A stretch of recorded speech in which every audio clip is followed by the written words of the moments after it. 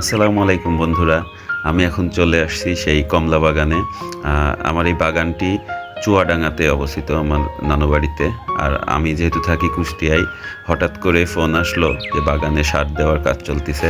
তাই আমি দৌড়াতে দৌড়াতে চলে আসলাম। একবার দেখেন যে কি সুন্দর পরিবেশ, এবং এক একটি গাছে কি পরিমাণ ফল ধরছে। এই যে যে ফলগুলো দেখছেন, এগুলো আমরা চায়না কমলা নামে ডাকি, কিন্তু এগুলোর সায়েন্টিফিক এবং জাত অন্য নামে আছে। আর এই গাছগুলোর বয়স 4 বছর পার হয়ে 5 বছর চলতেছে। এক একটা গাছে আনুমানিক 1.5 মণ থেকে 2 মণ করে ফল আছে। এই ফলগুলো প্রতি বছর একবারই পাওয়া যায়। সারা বছর গাছে থাকে। অক্টোবর, নভেম্বর, ডিসেম্বরে এরকম কালার আসে আর কি।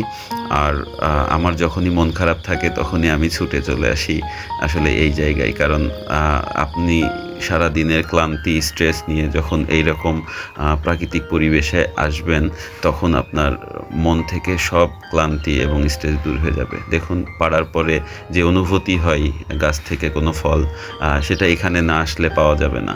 এবং মনে হয় যে টোটাল অর্গানিক ফলের মাঝখানে বসে আমি একদম পৃথিবীর মাঝে জান্নাতের মধ্যে বসে আছি। তো যাই হোক, আপনারা যদি এই ধরনের আরও ভিডিও দেখতে চান, অবশ্যই আমাকে জানাবেন। আমি আমার এই বাগানের টোটাল ভিডিও একটা একটা করে আপলোড করব ইনশাল্লাহ।